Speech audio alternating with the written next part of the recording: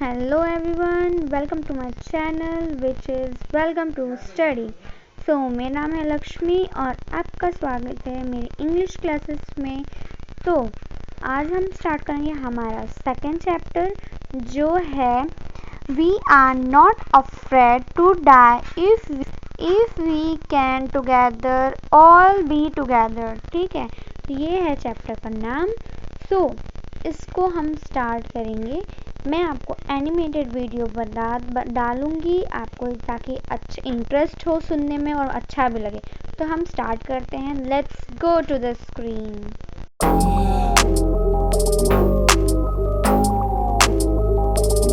Hello student, welcome back to Educational Guru. आज के इस वीडियो में हम लोग पढ़ेंगे सीबीएसई क्लास 11 का chapter we are not afraid to die if we can be all together.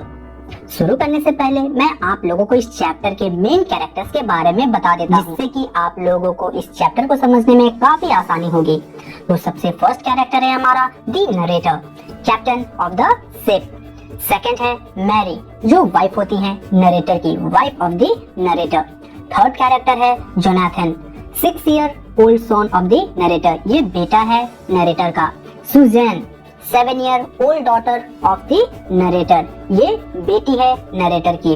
Fifth character है लैरी विजेट, ये एक अमेरिकन क्रूमैन है जिसे नरेटर ने हायर किया था केप टाउन से। और लास्ट सिक्स्थ कैरेक्टर है हर्ब सिजलर, ये स्वीज का क्रूमैन होता है और इसे भी नरेटर ने हायर किया था केप टाउन से। तो इस चैप्टर में नरेटर अपने थ्रिलिंग सी जर्नी के बारे में बताते हैं। तो नरेटर जो हैं वो 37 इयर्स के हो चुके हैं और ये एक बहुत बड़े बिजनेसमैन होते हैं। उनकी जो वाइफ है मैरी, उनका ये सपना था, एक ड्रीम था कि वो पूरे वर्ल्ड को घूमे, वो भी सी के रास्ते, समुद्र के रास्ते, जैसे just like the famous captain James cook जो 200 इयर्स पहले गए थे। 2 जुलाई 1976 फ्रॉम द प्लाईमाउथ इंग्लैंड से नरेटर और उनका पूरा फैमिली, जिसमें उनकी वाइफ मैरी, जोनाथन उनका 6 साल का बेटा, सुजैन उनका 7 साल की बेटी, सभी लोग साथ में होते हैं इस वॉयज समुद्री यात्रा पर। इस समुद्री यात्रा के लिए सी जर्नी की तैयारी वो पिछले 16 ईयर से लगातार करते आ रहे थे और खुद का एक शिप जहाज रेडी करवाते हैं एक प्रोफेशनल से, जिसका नाम वेव वॉकर होता है। उस शिप का नाम वो लोग वेव वॉकर रखते हैं, जो 23 मीटर लंबा और 30 टन का वेट होता है उस जहाज का, उस शिप का। तो जो बोट बनाई गई थी, उस बोट का काफी टेस्ट भी किया गया रफेस्ट वेदर में, इससे पहले कि वो लोग उस बोट पे अपने वॉइस के लिए निकलते, अपने समुद्री यात्रा के लिए निकलते। तो अब उनका वॉइस का यानी समुद्री यात्रा का पहला 3 इयर्स तो काफी अच्छे से निकलता है। तो अब उनका जो वॉइस था यानी समुद्री यात्रा का जो पहला 3 साल था वो काफी अच्छे तरीके से निकलता जाता है और अब तक उन लोगों ने लगभग 1,05,000 का सफर उन लोगों ने पूरा कर चुका था, जब वो वेस्ट कोस्ट ऑफ अफ्रीका से केप टाउन की तरफ अपना जर्नी कर रहे होते हैं। तो वो ईस्ट की तरफ मूव ऑन करने से पहले केप टाउन से 2 क्रूमैन को हायर करते हैं, लैरी विजल और हर्ब सिगलर, जो नरेटर की हेल्प करेंगे वर्ल्ड के रफेस्ट सी दी साउदर्न इंडियन ओशन के प्रॉब्लम से निकलने में, क्योंकि साउदर्न इंडियन ओशन वर्ल्ड का सबसे रफेस्ट सी के नाम से जाना जाता था। तो जो सेकेंड फेज जर्नी का था वो 1,50,000 किलोमीटर का था और ये डिस्टेंस ऑस्ट्रेलिया पहुंचकर खत्म होना था। तो सेकेंड डे जर्नी का ये लोग 15 मीटर हाई सी वेव को फेस करते हैं, जो कि तेज हवाएं के साथ साथ उठ रही होती है। 25 दिसंबर तक वो लोग किसी तरह इस हार्श वेदर 3500 किलोमीटर तक ट्रेवल कर लेते हैं toward east of the Cape Town. Weather के खराब होने के बावजूद नरेटर और उनका पूरा परिवार क्रिसमस डे को बोट पर ही सेलिब्रेट करते हैं, लेकिन जैसे जैसे टाइम गुजरता जा रहा होता है मौसम भी पूरा खराब होता जा रहा था। अब 2 जनवरी की सुबह ही वो लोग एक काफी स्ट्रॉन्ग विंड, हाई वेव और तेज हवाएं को फेस करते हैं। वो लोग जीप की मदद से बोट की स्पीड को स्लो डाउन करने की कोशिश करते हैं और लास्टली वो लोग एक लाइफ रैफ्ट ड्रिल की प्रैक्टिस भी करते हैं कि अगर बोट को नुकसान हुआ तो सारे लोग अपने आप को कैसे बचाएंगे, उसकी प्रैक्टिस भी करते हैं और लाइफ जैकेट पहनते हैं एंड ऑयल स्किन्स भी लगाते हैं।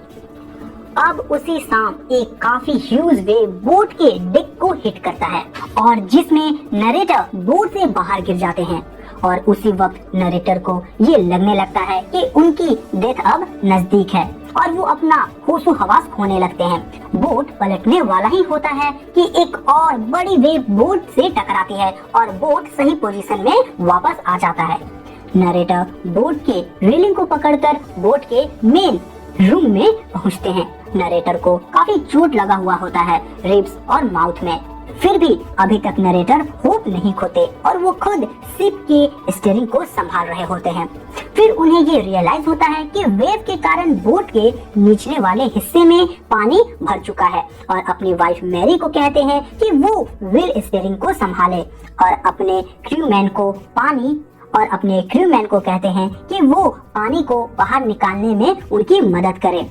वाटर पंप की हेल्प से वो दोनों पानी निकाल रहे होते हैं। फिर नरेटर अपने बच्चे के कैबिन में जाते हैं जहां उन्हें पता चलता है कि सुजैन को सर में चोट आई है, लेकिन नरेटर इस बात पे ज्यादा ध्यान नहीं दे पाते। नरेटर अब शिप के सारे होल्स को बंद कर देते हैं ताकि पानी अंदर ना आ सके। उसी वक्त उनका हैंड पंप भी गंदगी की वजह से खराब हो जाता है और शॉर्ट सर्किट हो जाती है इलेक्ट्रिक पंप में। लेकिन खुशकिस्मती से एक और इलेक्ट्रिक पंप था उनके पास और पानी को उसी दूसरे इलेक्ट्रिक पंप से बाहर निकालते हैं। उनकी रात ऐसे ही कट जाती है, pumping out water and steering all night. Susan का जो सर था वो फूल चुका होता है, आंखें ब्लैक पड़ जाती है और उसके आर्म्स बाह में भी एक डीप कट हो जाता है।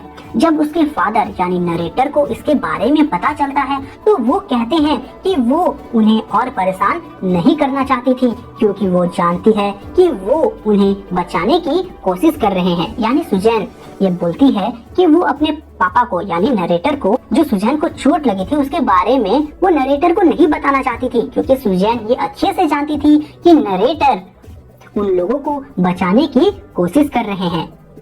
अब 15 आवर्स के लगातार वेव से लड़ने के बाद वो लोग किसी तरह अपने आप को बचा पाने में कामयाब हो जाते हैं, लेकिन अभी भी बोट में लीकेज होती है बिलो दी वाटर लाइन। तो फिर वो डिसाइड करते हैं कि वो लोग रोटेशन में काम करेंगे और थोड़ी थोड़ी देर आराम करेंगे। इससे सभी लोगों को आराम करने का मौका भी मिल जाएगा। लास्टली वो लोग नोटिस करते हैं कि जहाज काफी डैमेज हो चुका था और इस कंडीशन में नहीं था कि वो लोग ऑस्ट्रेलिया पहुंच सके उस जहाज के जरिए। तो वो लोग ये डिसाइड करते हैं कि वो सबसे नजदीकी आइलैंड आम्स्टरडैम जो एक फ्रेंच साइंटिस्ट बेस होता है वो वहाँ पे जाके आराम करेंगे। फिर भी शिप की कंडीशन इतनी खराब होती है कि इस आइलैंड पे पहुँचने के जो चांसेस है वो भी काफी कम होते हैं जब तक ये विंड और सी थोड़े शांत नहीं होते और उनका सपोर्टिंग इंजन भी खराब हो जाता है उसी वक्त। ये फैमिली साथ मिलकर कंटिन्यूअसली 36 आवर तक पानी को बोट से बाहर निकालते हैं और उन्हें थोड़ी सी राहत मिलती है जब वो देखते हैं बोट पे कुछ ही सेंटीमीटर वाटर बचा है। मैरी ये नोटिस करती है कि उनके पास खाने का भी शॉर्टेज हो गया है और जो बचा हुआ खाना है सम कॉर्न्ड बीफ एंड क्रैकर्स वो लोग एक दिन का खाना 2 दिन तक खाते हैं थोड़ा थोड़ा करके। अब जनवरी 5 को वेदर और भी ज्यादा खराब हो जाता है, सभी लोग वापस काफी परेशान हो जाते हैं। नरेटर जो है अपने बच्चों का हौसला बढ़ाने के लिए उनके पास जाते हैं, लेकिन वो खुद शॉक्ड हो जाते हैं ये सुन के जब उनका बेटा जोनाथन ये कहता है जब तक हम साथ हैं, एक साथ हैं, हमें मृत्यु से डेथ से डर नहीं लगता है, हम इस चीज को साथ मिलकर फेस कर लेंगे विद डिटर्मिनेशन एंड करेज के साथ। फिर जो सुजैन होती है वो भी ग्रीटिंग कार्ड देती है expressing her love, gratitude and optimism. अब लास्टली नरेटर लैरी को ये कहते हैं कि वो बोट को 185 डिग्री घुमाए और अगर उन लोगों का किस्मत अच्छा रहा तो उन्हें शाम तक कोई आइलैंड जरूर मिल जाएगा। और इसी आशा के साथ वो सोने चले जाते हैं और शाम तक खुशकिस्मती से उन्हें एम्स्टरडैम मिल जाता है जो एक आइलैंड होता है। वो उन्हें मिल जाता है। और जब ये बात नरेटर को पता चलता है तो उनका खुशी का कोई ठिकाना नहीं रहता। जोनाथन नरेटर को बेस्ट कैप्टन और बेस्ट डैडी कहता है इस पूरे वर्ल्ड में।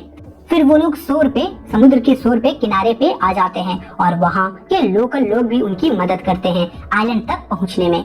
लास्टली नरेटर का दिल पूरा भर आता है, खुश भी होते हैं ये सोच के कि किस तरह लैरी एंड हर्ड ने उनका साथ दिया, उनकी वाइफ मैरी ने सपोर्ट किया और उनके 2 बच्चों ने भी अपने प्रॉब्लम को शेयर नहीं किया जब सुजैन को चोट आई थी सर में और जोनाथन जो मरने से नहीं डर रहा था। ये सारी बात नरेटर सोचते हैं। So friends, this was the full detailed explanation of this chapter. I hope आप लोगों को समझ में आने के साथ साथ पसंद भी आ रहा होगा। So if you like the video, like, subscribe, share and comment. और हाँ, ICSE CBSE नोट्स एप्लीकेशन को डाउनलोड करना न भूलें। Link is given in the video description. Thank you.